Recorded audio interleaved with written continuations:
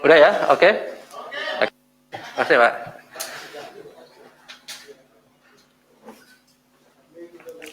Bismillahirrahmanirrahim. Assalamualaikum warahmatullahi wabarakatuh. Selamat sore teman-teman semuanya. Sore hari ini KPK akan mengumumkan ya, sekaligus melakukan upaya paksa penahanan terhadap para tersangka yang telah ditemukan di dalam proses penyidikan ya. Sebagaimana yang kami sampaikan kemarin bahwa KPK saat ini sedang melakukan kegiatan penyidikan dugaan korupsi penerimaan hadiah atau janji terkait dengan pengadaan barang dan jasa pada Dinas PUPR dan juga pengesahan APBD Kabupaten Muara Enim, Sumatera Selatan tahun anggaran 2019. Sore hari ini setelah kami memanggil dan melakukan pemeriksaan, maka kami akan umumkan perkembangan dari kegiatan penyidikan dimaksud. Sore hari ini hadir pimpinan Pak Alek dan juga Deputi Penindakan Pak Karyoto. Nanti akan dibacakan terkait dengan pengumuman dan penahanan dimaksud, termasuk konstruksi perkaranya, pasal-pasal dan juga siapa saja yang ditetapkan sebagai tersangka. Seperti biasa, setelah dibacakan poin-poin ini, kami persilahkan teman-teman untuk bertanya lebih lanjut terkait dengan perkara ini dulu, baru kemudian kami persilahkan juga terkait dengan perkara yang lain. Jadi pertanyaan-pertanyaan nanti selain ini adalah khusus untuk perkara ya, jadi pertanyaan-pertanyaannya hanya mengenai perkara yang sedang ditangani oleh KPK. Baik, kami silakan Pak Alek untuk membacakan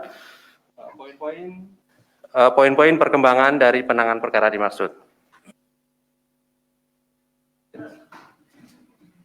Ya, selamat sore, selamat malam. Saya akan menyampaikan terkait dengan perkembangan penyidikan perkara pengadaan barang dan jasa di Dinas PUPR dan pengesahan APBD Kabupaten Muara Enim tahun 2019. Dalam perkara ini sebelumnya KPK juga telah menetapkan 6 tersangka ya, 5 orang ini sudah diputus dan sudah berkekuatan hukum tetap dan 1 orang saat ini juga masih berjalan persidangannya di Pengadilan Tipikor Palembang.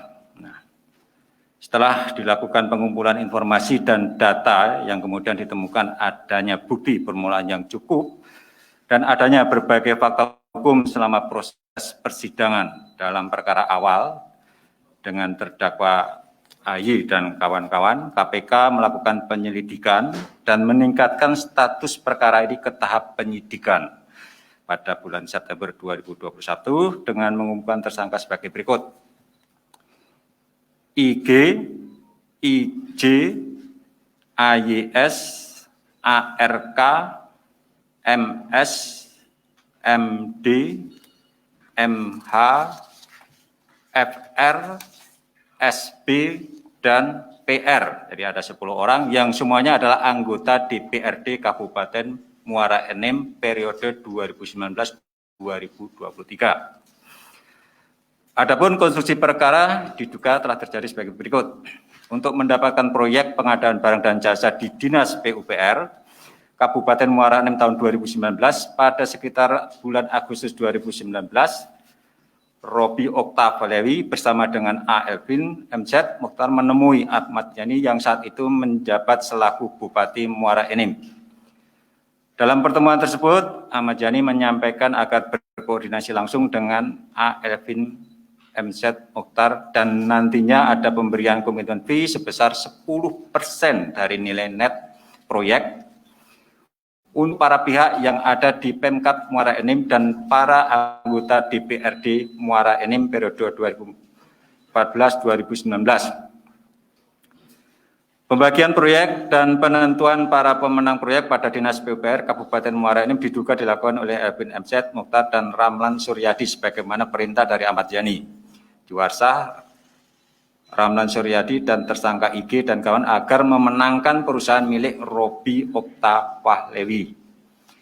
Setelah Robi Oktavalewi mendapatkan beberapa proyek di Dinas PUPR Kabupaten Muara Enim tahun 2019 dengan total nilai kontrak lebih kurang 129 miliar, kemudian dilakukan pembagian komitmen fee dengan jumlah bervariasi yang diserahkan oleh Robi Oktavalewi melalui Elvin MZ Mukhtar. Pemberian uang dimaksud diterima oleh Ahmad Yani sekitar sejumlah 1,8 miliar, Juwarsah sekitar sejumlah 2,8 miliar, dan untuk para tersangka diduga dengan total sejumlah 5,6 miliar. Terkait penerimaan para tersangka diberikan secara bertahap, yang diantaranya bertempat di salah satu rumah makan yang ada di Kabupaten Muara Enim dengan nominal minimal pemberian dari Robi Oktavalewi masing-masing mulai dari 50 juta sampai dengan 500 juta rupiah. Penerimaan uang oleh para tersangka selaku anggota DPRD diduga agar tidak ada gangguan dari pihak DPRD terhadap program-program pemerintah Kabupaten Muara Enim, khususnya terkait dengan proses pengadaan barang dan jasa di Dinas PUPR Kabupaten Muara Enim tahun 2019. Uang-uang tersebut diduga digunakan oleh para tersangka untuk kepentingan mengikuti pemilihan anggota DPRD Kabupaten Muara Enim saat itu. Atas perbuatannya, para tersangka disangkakan melanggar pasal 12 huruf A atau pasal 11 Undang-Undang Nomor 31 Tahun 99 sebagaimana telah diubah dengan Undang-Undang Nomor 20 Tahun 2001 tentang perubahan atas Undang-Undang Nomor 31 Tahun 99 tentang pemberantasan tindak pidana korupsi, junto pasal 55 ayat ke-1 KUHP, ayat 1 ke-1 KUHP. Untuk kepentingan penyidikan, tim penyidik melakukan upaya paksa penahanan terhadap para tersangka untuk 20 hari ke depan, terhitung sejak tanggal 30 September 2021 sampai dengan tanggal 19 Oktober 2021, dengan menempatkan para tersangka di rutan KPK Kapling C1 sebagai berikut: IG, AYS, MD, dan MH. Kemudian ditahan di rutan KPK pada Gedung Merah Putih, IJ, ARK, MS, dan FR. Dan ditahan di rutan KPK pada Pomdam Jaya Guntur, SB, dan BR. Untuk antisipasi penyebaran virus COVID-19 di lingkungan rutan KPK, para tersangka akan dilakukan isolasi mandiri pada rutan masing-masing. Korupsi yang melibatkan para aktor politik, termasuk di dalamnya anggota DPR dan DPRD, merupakan jenis korupsi yang paling banyak ditangani oleh KPK. Untuk itu, seluruh pihak yang berkepentingan, mulai dari partai politik sampai institusi Dewan Perwakilan Rakyat dan DPRD, harus bersama-sama memiliki komitmen politik yang bersih dan bebas dari korupsi. Para anggota DPRD telah menerima kepercayaan dari masyarakat. Sudah sepatutnya kepercayaan ini tidak digunakan untuk mencari keuntungan pribadi maupun kelompoknya. Demikian saya sampaikan. Terima kasih. Terima kasih Pak Alek yang telah membacakan beberapa poin pengumuman dan penahanan tersangka dimaksud. Pada prinsipnya bahwa sejak pertengahan September 2021 yang lalu penyidikan ini dimulai, dan hari ini kami umumkan tersangka sekaligus melakukan penahanan. Para tersangkanya ada 10 orang anggota DPRD Muara Enim periode 2019 sampai 2023. Kami silakan yang ingin bertanya, satu orang, baru satu, kemudian ada lagi yang di tengah, yang di belakang. Baik, mungkin satu dulu. Silakan ya, Mas Mario. Terima kasih, saya Mario dari Metro TV. Ini pertanyaannya nih, ini kan modelnya udah hampir mirip lah, ini kayak semacam laten, bahwa ketika ada pengesahan anggaran atau APBD itu kerap terjadi suap berjamaah. Saya teringat kasus yang pernah ditangani KPK terkait Murman Effendi, Bupati Sluma, yang ketika melakukan pengaturan anggaran itu kemudian mengajak-ngajak anggota DPRD. Total yang ada di Sluma itu 26 anggota DPRD masuk semua. Dalam proses perjalanannya 2 mati karena ketakutan mungkin. Jadi 24 yang ditahan. Nah, kalau terkait Muara Enim ini totalnya berapa sebenarnya yang jadi tersangka? Atau hanya 10 orang sajakah?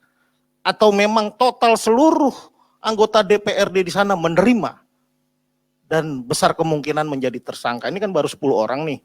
Mungkin karena tiket pesawat habis, PPKM mungkin. Nah, kemudian apakah KPK sudah mendalami dugaan korupsi di dinas-dinas lain? Emang mungkin yang paling empuk kan PUPR. Karena alokasi anggarannya banyak, besar. Bagaimana pendalaman KPK terhadap dinas-dinas lain? Kemudian apakah KPK juga sudah melihat adanya pengembangan, adanya peran serta dari pihak-pihak lain, khususnya para tersangka ini, misalkan nitip perusahaan untuk ikut di proyek PUPR ini udah modus lama lah, udah dari zamannya nabi-nabi mungkin ya, udah polanya kayak gitu nggak berubah. Apakah KPK sudah menemukan indikasi ke arah sana? Yang kemudian ya, yang saya ingin mempertegas tadi itu, berapa dari anggota dewan ini yang sudah mengembalikan? Atau memang ada pengecualian misalkan, atau dia sebagai whistleblower atau apa gitu, menerima tetapi tidak dijadikan tersangka mungkin. Dan ya yang saya ingin tanya pertegas itu soal tadi berapa total anggota DPRD ini yang menjadi tersangka dari jumlah total anggota dewan yang ada. Ini kalau satu lagi jadi ke-11 nih, tim oranye nih, bagus juga. Oke Pak Alex, sementara itu untuk kasus lain saya nyusul, saya tanyakan. Baik, terima kasih Mas Mario. Ada yang lain yang mau bertanya terkait dengan perkara ini dulu? Baru setelahnya nanti kami beri kesempatan untuk perkara yang lain ya. Ada lagi atau satu dulu ya? Baik. Yang jelas dan pasti hari ini sudah kita umumkan 10 tersangka. Ya. Berapa jumlah anggota DPRD Kabupaten Muara Enim yang nanti yang terlibat tentu pasti nanti akan didalami dalam proses pengembangan penyidikan maupun proses persidangan. Nah, kami tidak akan bicara tentang akan ada tersangka yang lain, ya itu karena memang itu juga nanti pasti dalam proses penyidikan juga kalau ada bukti yang cukup, yang lain juga ikut menerima, tentu itu juga menjadi bahan bagi penyidik untuk melakukan pengembangan perkara lebih lanjut. Ya, gitu. Jadi kita untuk saat ini saja yang jelas adalah 10 tersangka. Jumlah anggota DPRD ini berapa sih? 50 ya? Ya. Nanti akan kita lihat, Mas Mario. Nah, bagaimana dengan proyek-proyek yang ada di beberapa suka-suka diperiksa? Nah, ya tadi kita lihat bahwa yang digunakan untuk menyuap para anggota dewan maupun pejabat di Pemkab Muara Enim itu kan berasal dari pengusaha. Kan gitu kan ya, dari atau sebenarnya proyek yang diizinkan ya. Dan ketika anggaran itu sudah ditentukan nanti siapa yang akan menang ya, tentu saja yang akan dimenangkan adalah pengusaha yang sudah membayar ya. Proses berikutnya pasti juga nggak benar ya, proses lelang itu juga pasti diatur ya, harga HPS-nya ini karena sudah ada biaya yang dibayar sebelumnya itu pasti juga nggak benar, ya pasti sudah dimasukkan di dalam biaya proyek tersebut kan. Nanti dalam pelaksananya pasti nggak benar dan pertanggungjawabannya juga pasti nggak benar. Itu rentetan kalau proyek atau perencanaan anggaran itu sudah diatur sejak awal nggak benar kan seperti itu. Ini kan tahap perencanaan. Nah, bagaimana dengan pelaksanaan proyek di PUPR? Apakah nanti juga akan dilakukan pemeriksaan? Kalau pemeriksaan proyek nanti kan jatuhnya itu pasal 2, pasal 3 yang menimbulkan kerugian keuangan negara. Tentu nanti akan kami lihat ya sejauh mana pelaksanaan proyek-proyek yang anggarannya sudah didesain sedemikian rupa untuk diatur pemenangnya. Ya, ini benar yang disampaikan Mas Mario, ini modus-modus seperti ini sudah lama yang terjadi seperti ini. Kenapa masih terus terjadi? Kan pertanyaan itu seperti itu kan. Kenapa? Ya, kita melihat dan rasa-rasanya KPK sudah berkali-kali menyampaikan ini kan menjadi semacam ya lingkaran yang tidak ada putusnya itu kan. Ada saja alasannya ya karena biaya politik yang mahal. Ya. Teman-teman anggota DPRD itu kan harus mengembalikan modal biaya dalam pelaksanaan pileg ya, pilihan legislatif ya. Banyak uang yang keluar dan kemudian ketika penghasilan resmi itu tidak bisa menutup biaya, ya tentu mereka akan mencari-cari dengan cara seperti ini. Ya, ini tentu menjadi PR dari partai politik, pemerintah, bagaimana bisa duduk bersama untuk memutus rantai korupsi dari anggota legislatif ini, dan juga termasuk eksekutif sebetulnya, rata-rata karena mereka mengeluarkan biaya yang tidak sedikit. Nah, ini setiap menjelang pilkada dan pilihan legislatif itu selalu kami sampaikan ya, di KPK itu. Ini model-model pembiayaan partai politik dan model-model kampanye yang jor-joran, istilahnya itu, ya, dengan bagi-bagi uang ke masyarakat, ini sangat tidak sehat dan potensi nanti kalau terpilih pasti juga akan menimbulkan korupsi yang berkali-kali, yang berulang berkali-kali. Saya kira itu Mas Mario terkait dengan korupsi yang menyangkut anggota DPR dan DPRD itu, hal seperti itu. Alex belum dijawab soal apakah memang para tersangka ini sudah ada yang mengembalikan.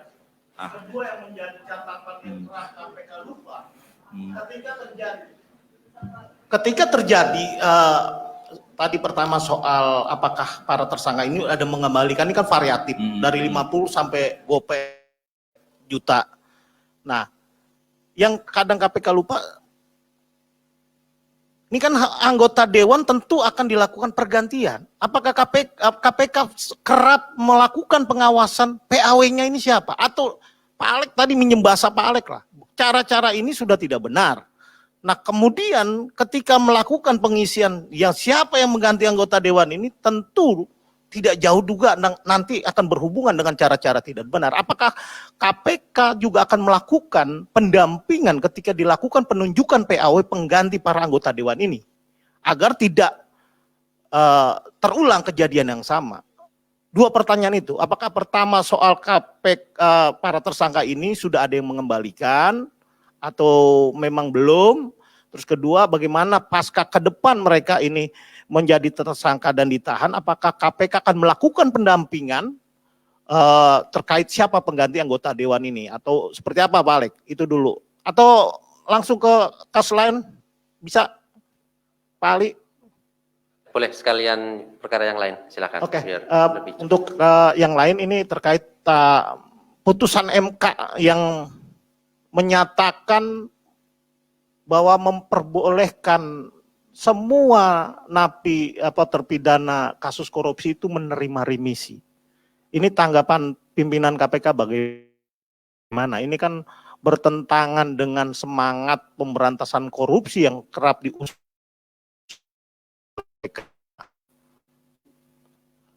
Nah, kemudian ya standar lah Pak Alek soal 57 pegawai.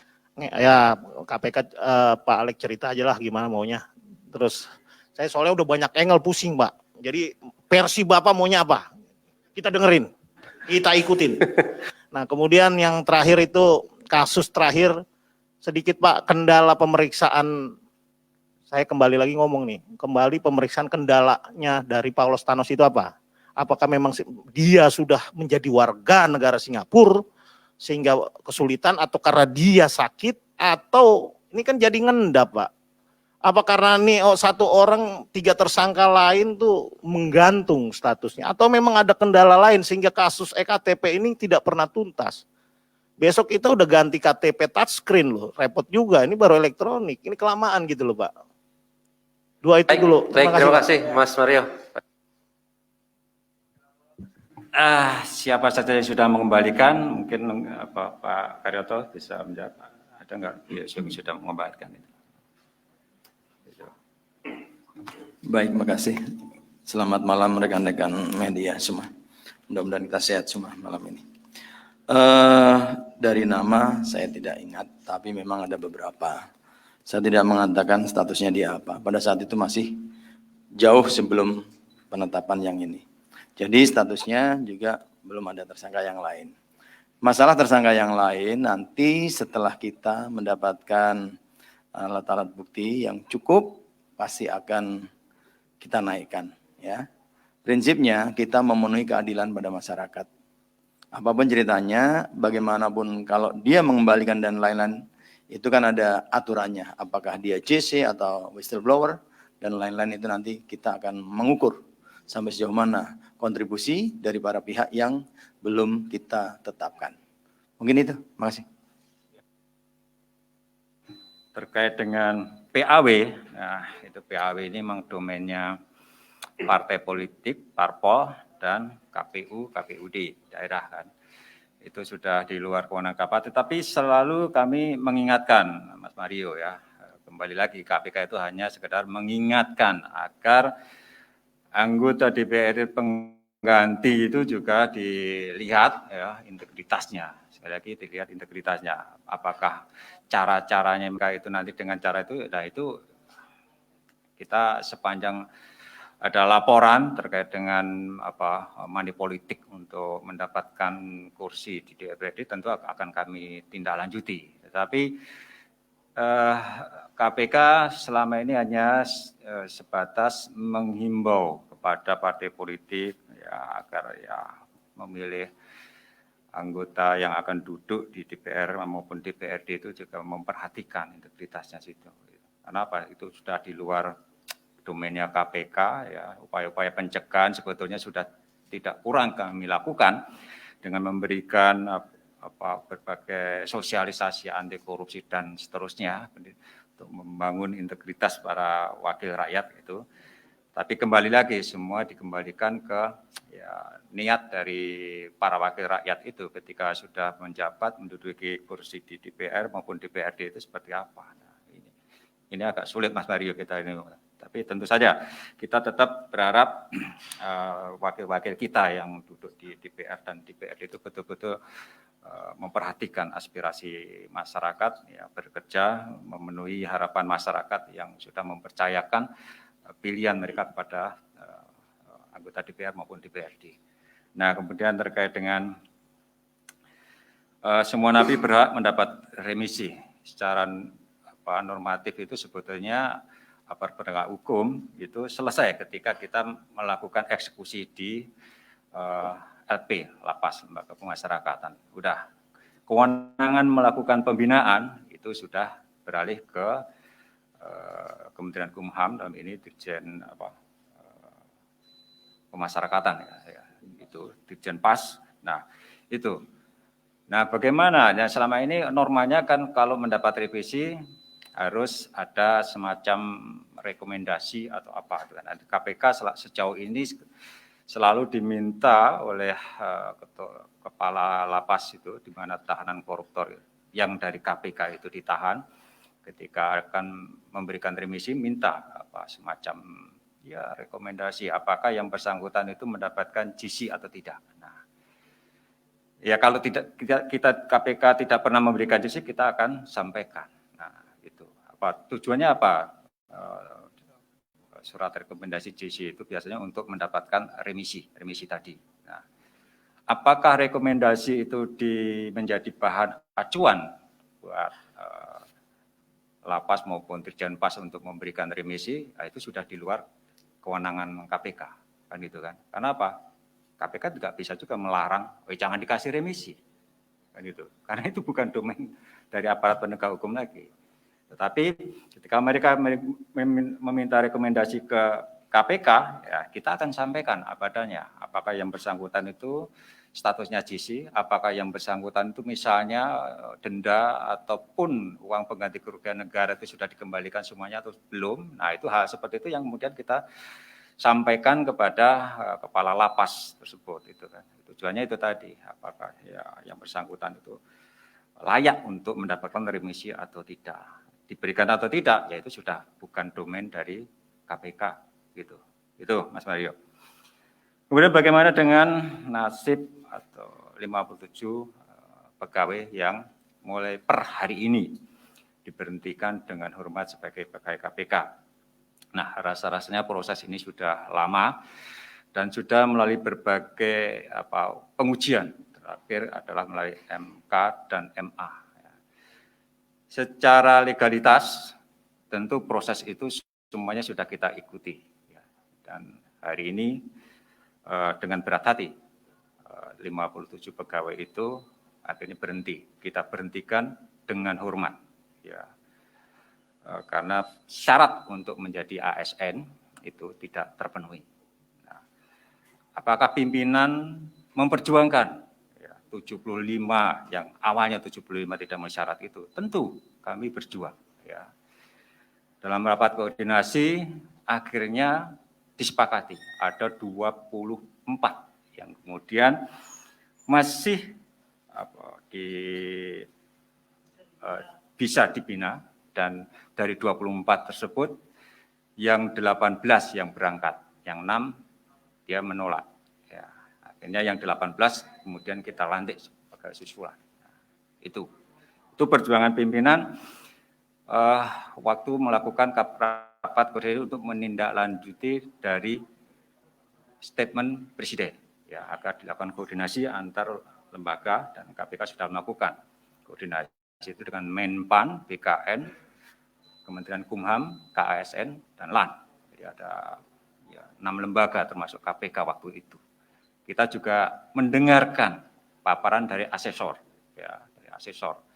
Kenapa orang ini masih bisa dilakukan pembinaan, kenapa yang lain tidak bisa, begitu.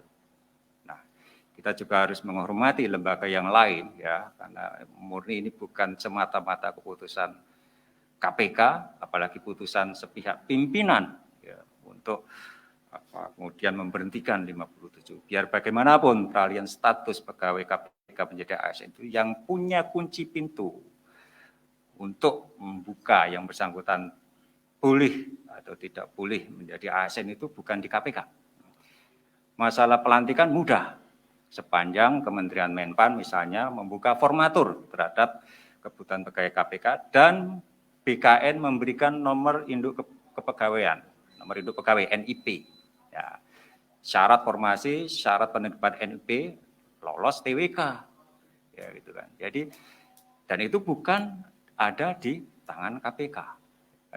Ketika mereka memberikan formasi dan menerbitkan NIP, tentu akan kami lantik sebagai ASN. Itu yang terjadi. Ya.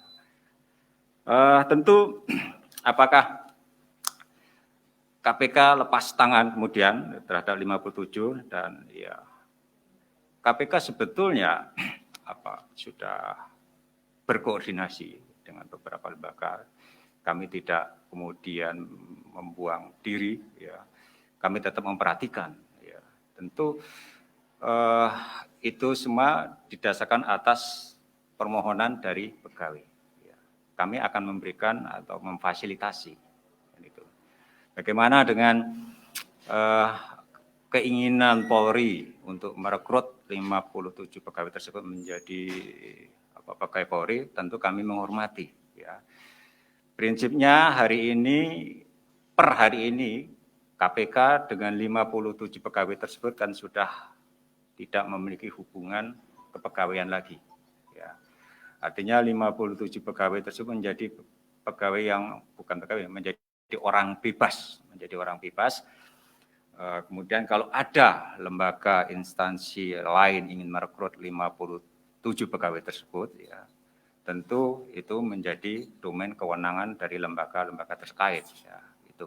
Nah, kami menghormati itu, ya. Ada pihak lain yang ikut memperhatikan nasib dari 57 pegawai KPK, dan itu. Dan biar bagaimanapun kontribusi mereka selama di KPK juga harus kami hormati, kami hargai, ya, kan. Kami berharap dimanapun mereka nanti bekerja, nilai-nilai integritas yang selama ini diperoleh, ya, dan dialami di KPK ini, itu juga akan mereka bawa di tempat kerja mereka yang baru, dan bisa membawa perubahan, ya, di instansi-instansi baru, atau nanti kalau bisa di BUMN, bisa membawa perubahan yang cukup signifikan terkait nilai-nilai integritas. Nah, persoalan pemberantasan korupsi selama ini adalah menyangkut integritas, ya.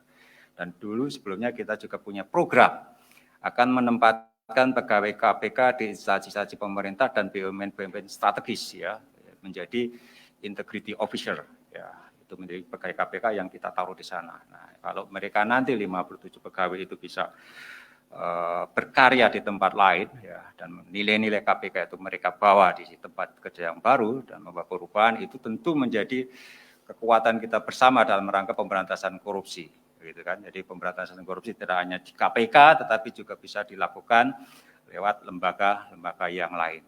Saya kira itu, Mas Mario.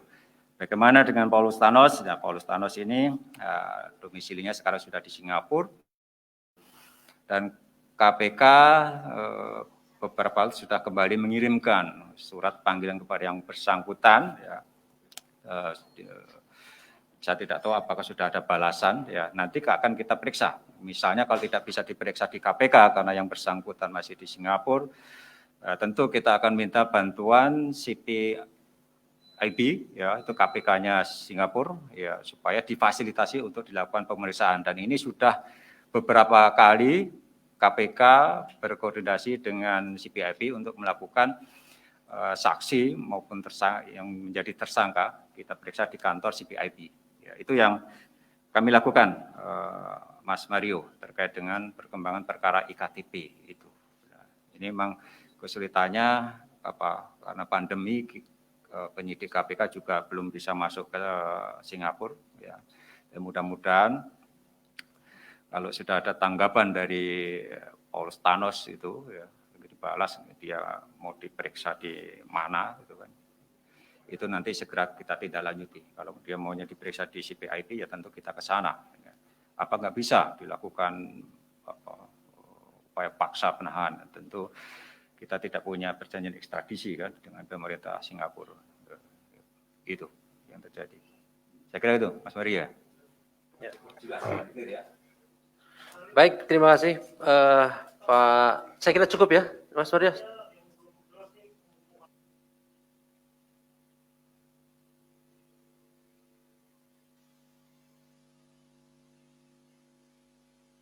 Beberapa saksi diantaranya Nur Pazariah Kamayanti, Ketua DPD Golkar Kapuas, terus kemudian Direktur Keuangan Poltreking Indonesia ini terkait saksi untuk tersangka siapa? Atau memang jika ada dibuka penyelidikan baru, minimal diberikan clue ini terkait di wilayah mana? Itu saja. Artinya tidak selalu kalau penyelidikan tuh nggak boleh dulu, nggak juga. Yang penting ada clue-nya bahwa barangnya ada, orangnya ada, ngomong ada gitu loh. Ini menjadi naif juga ketika kita meniadakan peristiwa itu. Artinya bukannya kita semata-mata tidak memikirkan dampak proses penyelidikan itu akan menghambat proses itu selanjutnya. Minimal clue-nya. Ini ada kaitannya apa nih kok? Dia ngomong bahwa ditanyain sebagai tim sukses waktu pilkada, ada yang ngomong ya itu yang bersangkutan yang bicara ini kasus apa sih? Jangan kita juga tidak meniadakan orangnya ada, peristiwanya ada, terus dibilang kita nggak tahu ini penyelidikan nggak boleh kita sebut, nggak lucu juga. Tolong Pak Dir dikasih clue-nya. Baik, terima kasih Mas Mario. Terakhir ya Mas Mario ya. Baik, terakhir.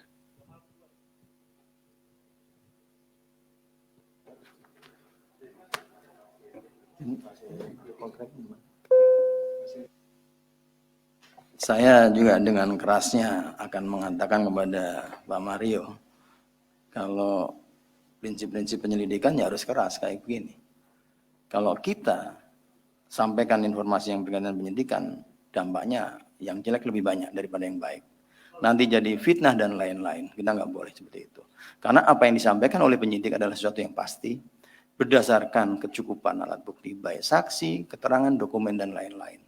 Ya, saya tetap nggak akan bergeming kalau memang masalah itu.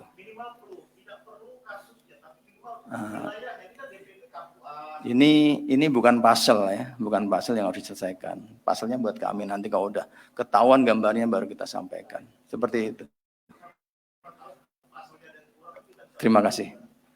Baik, terima kasih Pak Deputi, terima kasih Pak Pimpinan, Pak Alex, dan rekan-rekan semua yang hadir pada malam hari ini.